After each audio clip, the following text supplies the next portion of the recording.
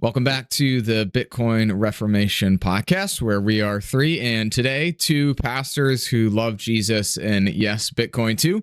And so we are missing Mr. Ben Haupt today. He is off doing the great leadership work that he does with the organization he serves of PLI. And so you are stuck with David and I, and we think we have a very exciting, maybe perhaps a little bit more timely episode, perhaps than some of our other ones, based on where the US dollar price of Bitcoin is today. But before we go there, David, any quick updates from you on family or things like that in your neck of the woods today? Well, as we speak, I've got two college sons inbound to home for Thanksgiving Cool. week. From Irvine, he's close. He's truly done. And then the son from Phoenix, he might be an hour out from taking off, finishing up a class right now. But he'll have online classes next Monday, Tuesday, Wednesday, but still be home with us. And tomorrow, my mom flies out from Indiana here. Her first time in 3.5 years being with us due to some health complications in past years. So we're thankful for her just in general, that her health is as good as it is, and even more thankful that that means she can come to be with us for Thanksgiving. So that's what we're looking at. Had our first big sort of snowfall last night, and it's melting. This is what's beautiful about Southern California mountains. You get a snowstorm, and within half a day, it's blue skies and the world is melting. I love that. Our snow hills wish it would stay cold and continue snowing, and it will do that eventually as well. But that's all I have. How about with your family, Jared? So no real updates on last episode. Judah and his specialists were still waiting for tests to be done there. We've just been sort of like hit back and forth between like health. So like now the three kids have some sort of snotty thing. Zoe's ear infection didn't get treated with the antibiotics the first round, so we're on the second round with that. And then today we think her ear drum might have ruptured or something like that. So it's just like one thing after another. And you know, it sort of wears on you. Yeah. And it's a hard thing as a parent to constantly have sick kids, because inevitably sick kids also means they're a little less willing to do what you say or ask them to. And the heart of a parent is sometimes easily frustrated in those moments, but then you try and remember, oh yeah, they're sick. They aren't these evil little creatures in front of me sometimes that I think they are. So I think that's the thing that's going on here. I just charted out all of the preaching things I have to do in the next like month and a half. And so I've got this little sheet that's right here on my computer screen that tells me when I'm supposed to write the service order and when I need to write the sermon that corresponds with that on a later date. And, you know, trying to be present with family too. So after Christmas, I'm going to try and take like a week at home with like a couple of work opportunities interspersed in there. But doing all of that requires, you know, pre-planning, preparing in advance. And with Thanksgiving, it's just a crazy time of year. And in most ways, the busiest part is really before Christmas. And so I think people usually have this perception that pastors are busy only during the actual event, when a lot of times it's the lead up to. Yeah. And then by the time the event gets there, it's like, oh, well, let's just do it. It's time to execute. We've already done all the prep work. Now it's just time to enjoy it. Sing Silent Night with the candles, all those sort of things. So I have been full Christmas mode. We decorated our house. Last night I was putting lights out, and outside of it, our decorated a palm tree for the first time ever. So that was pretty cool. Put Christmas lights on the palm tree. So today, though, we're excited because, well, maybe not we're excited. I don't know. We'll talk about that in a second. We've in the past used the frame of why we would be excited on an event or a day like this. But last time I looked, it says that the Bitcoin price denominated in US dollars is around 84,000 US dollars per one Bitcoin for a whole Bitcoin, or 100 million Satoshis or sats. And so if you've been listening to this for this year, if you jumped on in the last couple of months, if you've started listening towards the beginning of January, February, March of this year, it's very likely that if you were someone who bought Bitcoin, hopefully not just because you heard us, right? Because you're supposed to do your own research. Anything we say is not investment advice, but just a conversation and discussion. But if you bought Bitcoin in the last year or so, and you started for the first time in the last year, you are probably underwater, which is just simply a simple way to say the amount that you put in, if you were to go and sell everything you have today, is not as much. And so you might be tempted to say, well, I've lost money. But as I always remind myself in these moments and anyone else, the only time you ever lose money is if you hit that big red sell button on your screen. But nevertheless, a perhaps scary, I don't know if it's scary or not yet. It doesn't feel really scary, at least for me, but a time to stop, consider, ponder, and let's just talk about how do we think about these moments, because it's the first real downturn we've had in this, I don't know, call it maybe the second one in this cycle, if you want to use that language, and perhaps the cycle is done or not. I don't know. So I'll leave it there, David, and let you lead us. Where do you think we should go first when we think about, hey, we're in a new place, price is down about 30% or so from the tops? What's running through your head right now that you want other people to think and feel? Yeah. How about this? Let's start here. Pain is a good teacher. Go back to my more active pastoring days. If I had the choice of an occasion, I would pick a wedding over a funeral any day. However, if I had the choice of which sermon to preach, I'd actually rather preach the funeral than the wedding. I say that from maybe a philosophical position. Like right now, I just realized that I don't want to preach anybody's funeral. That's a bad day. But why would I say that? Why do often pastors say that? Because guess what? On wedding day, everybody's beautiful. It's like a big poem to begin with, and nobody's ready for more poetry. Nobody's ready for more words. The occasion is sort of speaking itself. Everybody's healthy and beautiful, well dressed. Jesus says that he came to save the sick and not the healthy. And on wedding day, everybody's healthy. Good, we're great.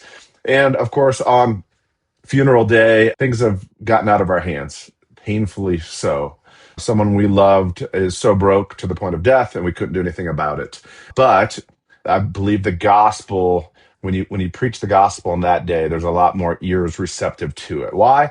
It's the day of pain. It's the day of pain. I think that's just generally true of us humans, right?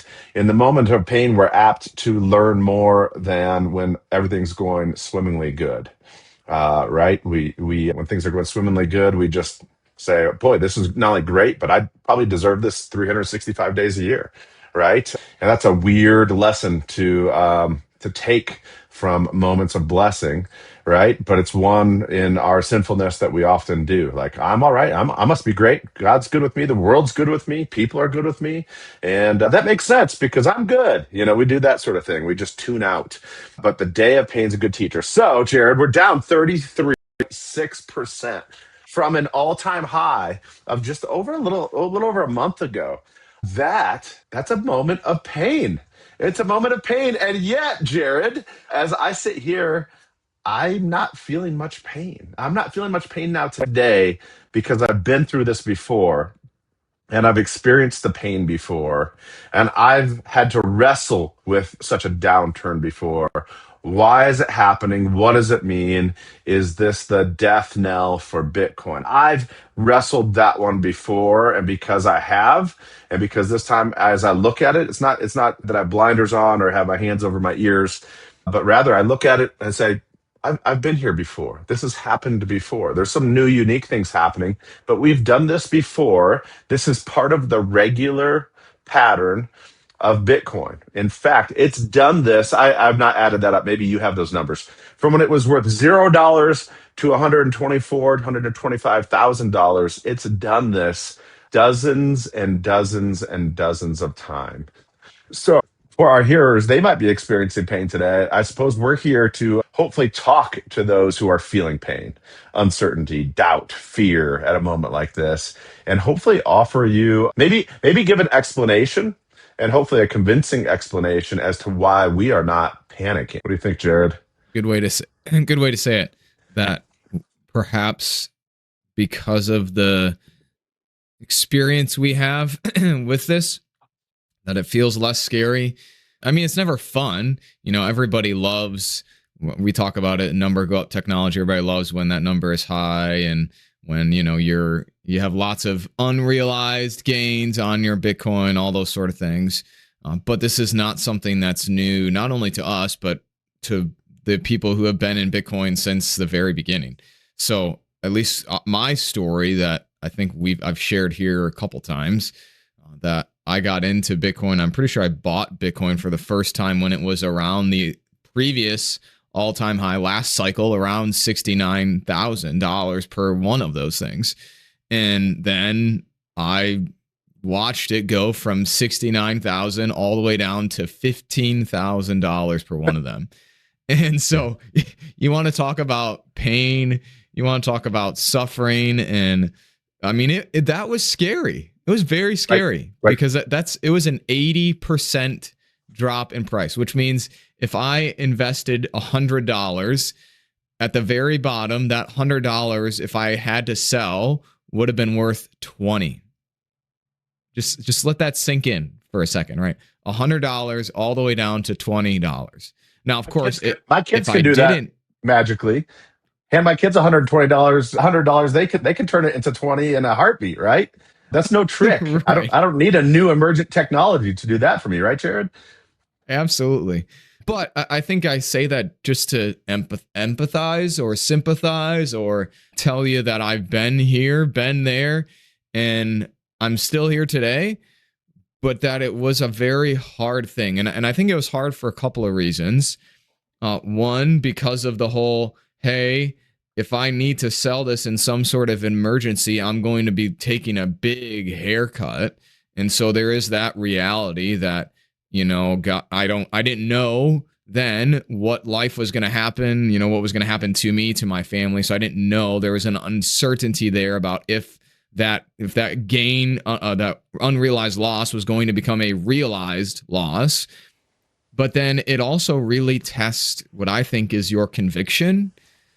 And so I think we've said, and we would say together, that we're not just buying Bitcoin because of the number go up, but that we have deep conviction. I don't know if I'd use the word faith in the sense of the word, but I have faith in what I believe it's supposed to do or where it will be going. And so when I see the price go down, it tests that. And it says, well, do you really? Just like David says, I would say to you, if you're a follower of Jesus, I think the moments of suffering, of pain, and of death especially test our convictions, right? Do we really stake our life? Do we really stake even our death of ourselves and those we love on the death and resurrection of Jesus? And there's no more time when that's tested than when we see things like that happen to us. And so it was scary for me to feel that sort of, hey, are you sure? Because you've got a decent amount of stuff riding on this, and right now it doesn't look very good. But like David has said, this has happened a lot of times in Bitcoin's history. I don't have a chart of it, but there's some fun graphics you can find on the internet of times that people have declared Bitcoin to be dead, and it's an amazing amount of number times that either a news article or some sort of online blog has called Bitcoin dead. And it's amazing too how many times now the price has gone higher after someone has said, oh, it's done, it's dead, it's over.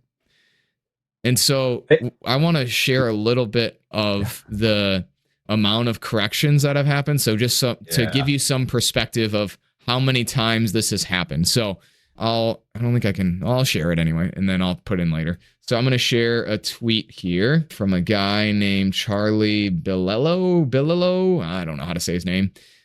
And this is a chart that shows the major corrections from all-time highs from September 2010 to today.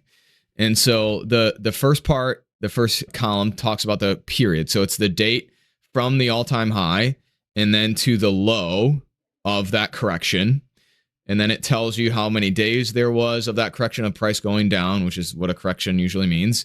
And then how deep the correction was, what the percentage was, and then how much it needs to go back up to get to the new high. And then when does that new high come and how many days later? And so we already went through one this year that started in January. So if you remember way back to when President Trump was elected, there was a lot of pumping and things like that from that whole thing. And that sort of peaked in the beginning of January, on the 20th of January of this year. And then it declined or corrected through April 7th, which, if my memory is right, that was the tariff tantrum that the markets sort of threw then when President Trump announced his tariffs. And so it went down to 74,000, 32% down that way. And then it took 121 days for it to reach a new high above that price. So whenever it got above 109,000, that took 121 days of correction. So that was this year, but some of the most major ones we won't include the really early ones you see on the bottom there. So 3 years ago today, November 21, 2022 is when Bitcoin hit the low of that 15,480. And then it wouldn't be until a year and a half or so, almost 2 years later, in March 5th, 2024, that it would make a new all-time high. So it took 846 days to then create that new all-time high. And so what you see here, what I want you to think, what I want you to feel, what I want you to hear is that this is normal. Right? Now, that necessarily doesn't mean it's fun. Just because it's normal doesn't make it enjoyable. But what it does say is that this is not something out of the ordinary. This is not an abnormal thing where we need to say, oh no, I can't believe this is happening, because this has happened. It does happen every time, every year, every 4-year cycle. That's right. I searched out how many 30+% corrections have we had in Bitcoin's history. And this network is 16 years old, and we've had 16 significant downturns of 30% or more. So listen, if you're going to be in it, this is the rodeo you're in. A couple of things. I think I've shared this one before. People talk about volatility. A lot of people just see volatility as bad. Meanwhile, I think it was maybe Michael Saylor who said volatility is vitality. Now, that's probably generally true for the person who knows how to watch the markets on the daily, short or long correctly, options, futures, that type of thing. That's not me. I don't think that's us. I know, Jared, you have a little bit more experience with some of that than I do, but that's not really what this podcast is about. So in that way, volatility could be vitality every day of every cycle for the right person with the right information, making the right choices. I would kind of disagree with Saylor on that when he says volatility is vitality. I would want to distinguish between two types of volatility. And I've shared it before and I'll share it again. And I'm thinking in the life cycle of a human, right? I'm thinking there's 2 times in our lives when we spend some times with scuffed knees, right? And that's when we're little toddlers like you have in your home, even Jared. I'm going to guess the number of times somebody falls to the ground, looks up to mom and dad, sort of, am I hurt or not? And sometimes tears come, sometimes crying. That happens for you more than me. I've got athletes, Daily. They fall, they've got boo-boos. They don't tend to maybe cry as much. But the other time in our life is, here I am, 48 years old, given another 40 years or less, I'll be there too, right? So the beginning of life and the end of life are both volatile. The difference is one is ascendant in terms of capability, strength, vitality, and the other is descendant, right? So I would say to anybody who's experiencing this volatility, say, I get it. Volatility, it's not stasis, and stasis is comfortable, right? But what in life is really static? What, and if it gets too static, we get bored, whatever. I would just, first of all, admit, yeah, Bitcoin is volatile. But I would ask the listener to answer for themselves, which kind of volatility is it? Is it ascendant in life and strength and vitality, or is it descendant, growing in weakness, growing in collected morbidities, headed towards the grave, which obviously we all are. From ashes we have come, and to ashes we will return. So this metaphor, or this maybe only works so far. But I look at Bitcoin, and I've experienced these downturns. They cause a little bit of a hiccup. I've got to go back to kind of first things, and maybe that's where we'll go. Ask some fundamental questions to ask if some fundamental things are still true. And I say, oh yeah, they're still true. I'm good. And then I zoom out a little bit and say, not only have I been through this, but when I first got into Bitcoin, one Bitcoin, and I only put a few dollars into it. I wish I had sold the house or something, but one Bitcoin was worth $3,600 at the time. And I saw it go from there up Crazy. to the 20s, low 30s, back down to 10, up to 65, nearly 70, back down to 15, up to 125 most recently, and now down to, what did you say, 84K and change? Yeah, that's Yep. some volatility. But even in me just sharing those numbers from 2019 forward, I think you can, I mean, it looks like climbing a mountain. You climb the first hill, and then you come down a little bit. Even if you got 5,000 feet of climbing tomorrow, I guarantee you'll go up and over a ridge at some point, and you're going to descend a little bit, and then you're going to climb again. I mean, geography is like that. In this case, the market for Bitcoin very much looks like that. Now, somebody could say, well, how do I know this isn't just simply the top? How do I know this time it will rebound from a 30% drawdown? You can't guarantee the future based simply on the past just by looking at the shape of the chart. The shape of the chart should be a little bit heartening, but back to it, Jared. What are the questions somebody should ask themselves in a moment of a downturn to know whether, hey, this is just part of things, stay the course, or maybe even buy the dip? What's the difference between that and, hey, it's time to jump off of this sinking ship? I think that's a great question because it leads us to the what should I do, right? So we've Okay. sort of addressed the how should I feel, and that I think is it's okay to feel scared or nervous or concerned. And so now what should I do? And one of the things that I sort of already led us into too was well, what do you believe about Bitcoin itself, right? Do you still believe that the supply will be 21 million? Do you still believe that there will be increasing levels of adoption, like we talked about last week and the week before, or the episode before that too? Do you still believe that governments will not be fiscally responsible with the way in which they create more currencies? Do you still believe that there will be demand for things that cannot be inflated away?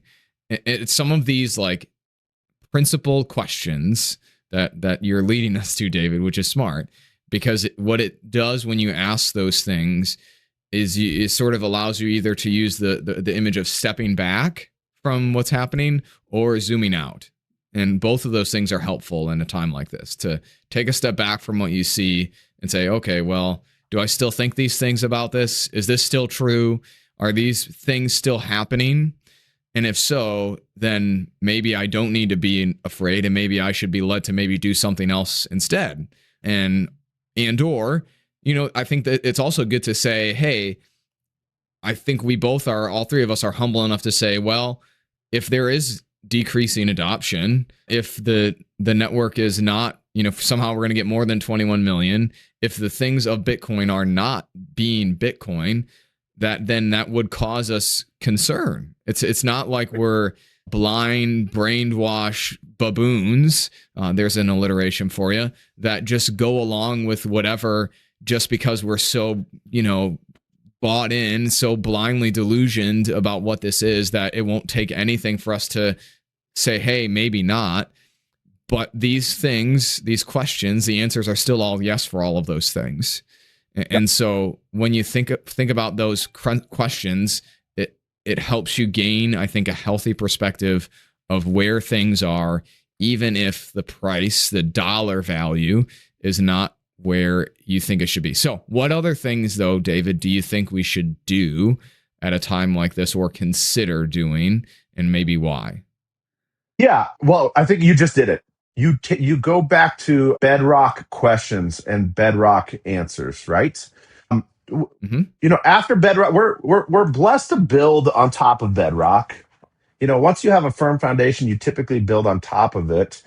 But anything you build on top of something is suspect unless what it's built on is solid itself. So the Christian faith actually has only one bedrock question. I would say There's others that maybe come from it. But here's the one bedrock question of the Christian faith, which is, did Christ rise or did he not from the dead? Everything else flows from that. Apostle Paul, I think, tells us exactly that, 1 Corinthians 15, right?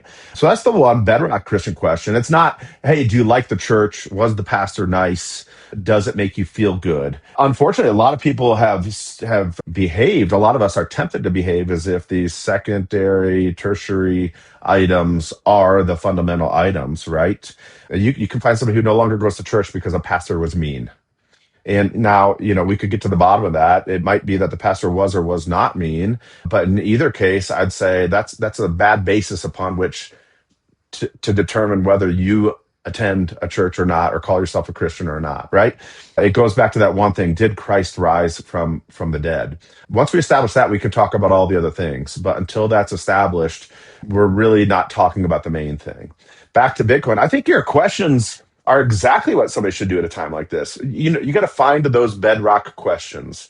One that you didn't mention, but very much related to all this. And I would say that we don't have a single question when it comes to this Bitcoin discussion for our neighbors and our kids and our families and people who we've yet to meet, maybe who are listening to this. We do have a small collection of fundamental questions that hang really well together. And in that case, it's dissimilar, certainly, to Christianity, as it is in many aspects. But of those, like, first of all, what is money? What is money? Back to what you were saying, you're saying Bitcoin isn't just this thing we bought into that we don't question anymore. I'd say, but the US dollar was for most of my life, Jared. It really was. This thing I was bought into, was born into, and I never asked any fundamental questions about it. Have people truly asked and thought about and kind of noodled on what is money? Back to that, like, once you start asking that question, you might ask, well, what's happened to money in the United States in recent years? I told Jared before we hit record, Megan and I were flipping through the channels the other night. We see Survivor season 49 is on. And we were just like, wow, we remember Survivor season 1 back in, I think, the year 2000. And I quickly asked myself this question because this idea of what is money is constantly or frequently on my mind. I said, what was the prize in season 1? What is the prize today? Prize season 1 in the year 2000, $1 million, Jared. Prize season 49, $1 million. There was one season apparently where they had a $2 million prize. It was kind of like the all-star one. Okay. But 48 out of 49 seasons has been $1 million. But get this, $1 million in 2000 is not the same as $1 million in 2025. If they had kept adjusting the prize for inflation, the prize would now be up to 1.8 something million, near 1.9 million, nearly doubled in 25 years, which means that the value of the dollar has nearly been cut in half in 25 years. And then the prices of some other things in that time. Homes, I have it right here. The median home price in America in the year 2000 was $120,000. Median home price today is $415,000, more than twice as much. So that 2000, you could have gotten 5 homes with your earnings. Now you can get you can get 2 homes and have a few dollars to spare. So that's all we should say to our hearers. You should be asking, what is money? You should be asking, what is happening to the US dollar? And simply put, there's way more US dollars today than there was in the year 2000. And so if you have more dollars chasing relatively the same number of goods, the cost of those goods is going to go up as the value of the dollar goes down. So back to it, if you can ask, what is money? What's happening to the US dollar or the currency, the fiat currency where you live? And if you say, wow, that's kind of harsh, that's hard, that's not good for me, that's not good for my neighbors, that's not good for my children, then you might go back to, and now we've talked about this as well, are there any other tools available that are not susceptible to this dilution, to this, I'm going to use a harsher word, abuse, as the US dollar is being abused? And we've come to the conclusion that there is. That doesn't mean our conclusion has to satisfy it. But I'd say this, that back to Bitcoin, then you already asked the right questions. The supply of 21 million, is it still being enforced? Is it credibly being enforced? Can I see that the overall cap supply of 21 million is in force, and you can, maybe we can go into the mechanics of that sometime, how one could test that out and see that in action sometime, Jared. I think that's a whole other episode as we're going to be winding down here in the next 10 minutes. But that's one of the first things. Is the supply cap 21 million? Second of all, is anybody so in control of the Bitcoin system, the Bitcoin network, that they could similarly abuse it, that they could change that supply? I think the answers for you and me is we feel strongly, we understand that the supply cap is 21 million. We have assurance of that, or we are assured enough to participate in that network, which isn't being abused in that regard, as opposed to the US dollar network, which is, or at least we're slowly shifting some funds from the abusive network to the one that can't be abused. And then second of all, does anybody sufficiently have control to change that? We've also answered that with a resounding no. No one does. There's not a corporation, there's not a CEO, there's not a government, there's not a secret cabal of people who can do that. And on account of that, we feel really good still today, even in a 30% plus downturn, saying, well, this is what I do. The people who know me, Jared, now text me and say, are you buying the dip? Are you buying it while it's on Yep. sale? And the answer is yes, not with a lot of dollars, but yes, I participated just yesterday afternoon in the dip at 86,000. So I'm not quite as cheap as we are today, but there you go. So, but having said all that, Jared, and maybe let you give final words on that. Maybe people don't have a follow-up question. Why? Why are these downturns happening? Right? Okay. I see that they've happened over time. You've talked me through the fundamental questions, but why are they happening at all? I don't mean to so pivot the conversation that you have to answer that, but maybe we can hit that at least before the recording's done. Sure. And this is something that I feel like has changed in the time that I've been in Bitcoin itself because of the size of adoption. So previously, call it even 3 years ago, before ETFs were a thing, before there were Bitcoin treasury companies, really even kind of before MicroStrategy in that sense, it was a pretty simple answer. You could even go online onto Twitter at the time probably and search like, why is Bitcoin crashing? Because it was always connected to some sort of news that was happening. It was always connected to leverage in the system. So people taking on more than they could handle, using their Bitcoin to get more something, whether it's more Bitcoin or more something else. And it was a very simple thing.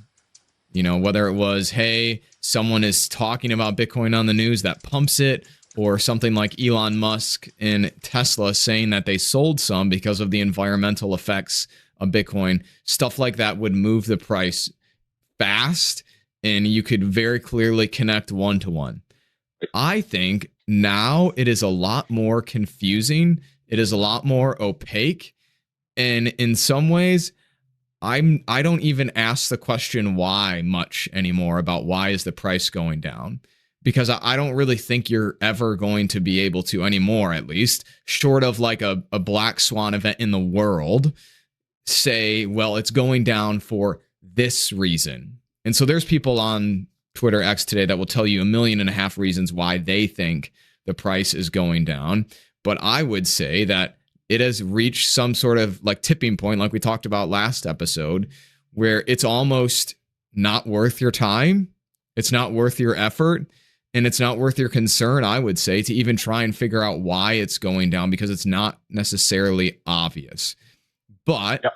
That being said, if I were to try and make some guesses or say some things, I think I would just say this is a normal part of a cycle. So this is a normal part of the Bitcoin cycle, that there are ups and downs, and it's just part of how the price moves, and part of the way in which Bitcoin exchanges hands is sometimes how people call it. So it goes from someone who either bought really early on, or someone who doesn't have that conviction, doesn't believe in the answers to those questions we talked about. But I don't have any real answer to that. I don't know if, David, if you want to add anything to that. I really appreciate that. First of all, I kind of set us up for it's an unfair question ultimately, right? Because you're looking for one-for-one causation. I don't have a crystal ball. Yeah, you're looking for one-for-one causation. Why is it down? As if you can pick out of a hat the one cause that caused it to do it. Meanwhile, there's not only, as you said, millions of causes, but there's tens and hundreds of millions of participants, right? This is the market at work. So you can't fully do it. I think we could list a dozen potential culprits. We could, or ingredients that are a part of the mix, but the number one ingredient that's part of the mix is just humans. And humans are emotional. And, you could do a PhD on that, I'm sure. I'm sure they've been done ad nauseum as well, how the psychology of humans has a lot to do with markets going up and down. And even then, it's kind of a vague, or as you said, opaque thing. But yeah, people get fearful. Oh, and this is what happens when people get fearful. People often buy after all the gains have been made, and they sell deep into the losses. And we're of kind of a different conviction. Two things. First of all, one topic we'd love to talk about here real quickly is just dollar cost averaging. Take your emotion out of it. Ask those fundamental questions. If you have answers to those that are sufficiently strong for you to say, I want to be an investor in this, then honestly, the least stressful thing in the world then to do is each paycheck, take whatever little amount that is and sock it over from US dollars into Bitcoin. Boy, you'll sleep easier not having to constantly make that decision or time the market. So they say time in the market beats timing the market. That's what DCAing is all about. When you have a volatile asset that's volatile towards vitality, right? As opposed to decline. That's just a great way to go. But back to it, why? Yeah, I don't know. There's a million possible reasons why, but humans are involved. This happens, and it's a funny thing in Bitcoin. You take these dips as a great chance to have your dollars purchase more Bitcoin than when it was at all-time high. And that's great. I'll take it. So yeah, I watch the price, Jared, but I don't measure myself in the dollar value of my Bitcoin stack.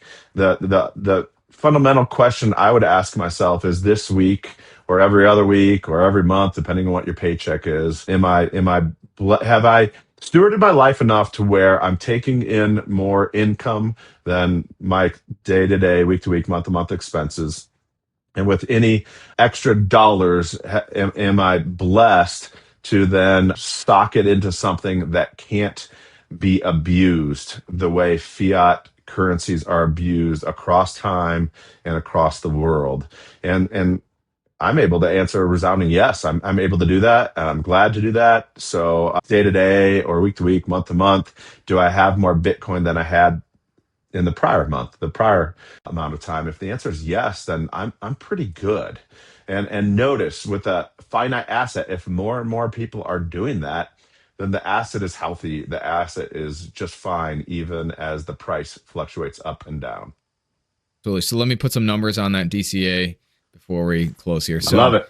If you would have started buying $50 a week in 2020, this is like not at 69,000, but 2020, $50 a week every week from then until now, you would have bought $15,000, spent $15,000 of your own dollars, but you would have, at least when it was up at near its all-time high, $63,000 if you were to sell your Bitcoin. If you were to do that in gold, you would have had $28,000. So both are better stores of value than the United States dollar, but one of them is better than the other. And so David has said this on the podcast a couple of times that I love the frame. We're excited when the price goes down because we get more Bitcoin for you call them usually dirty dollars, that we get more of the better money for our dirty dollars or our dirty laundry dollars, whatever you want to call them, in exchange for Bitcoin, which is a wonderful thing. But the last thing I want to say that I think we should do, or a person should do when they experience the downturn of a price, is to ask yourself, who or what am I trusting in? Because at the end of the day, we put our full faith and trust in Jesus and what he has done. And that sometimes that is eclipsed, elapsed, replaced, whatever word you want to put there, with something like our Bitcoin, with our retirement, with our dollars, with the security we draw from having a nice nest egg back here. And so I would say to you, hey, if you are caused to be so concerned, so disturbed by the loss of your dollars in your whatever account, perhaps you're trusting not in the one who can provide, but instead in something that moths come in and destroy, all these sort of things. And so for us, that person is Jesus, because he's beaten it all, sin, death, and the devil, for you, for me, for the sake of the world, that in the midst of whatever price Bitcoin is in, whatever price, whatever is happening to the stock market, we can say we have hope for tomorrow, for today, because of what he has done for us. So that's the last thing I would say to you, listener, as we close this day. So thanks for being here this week. We are always glad to have you. We got our email down in the description there. Please send us an email, leave us a comment. We'd love to engage with you however we can. But we'll catch you next time as we talk about Bitcoin and Jesus too. Bye-bye.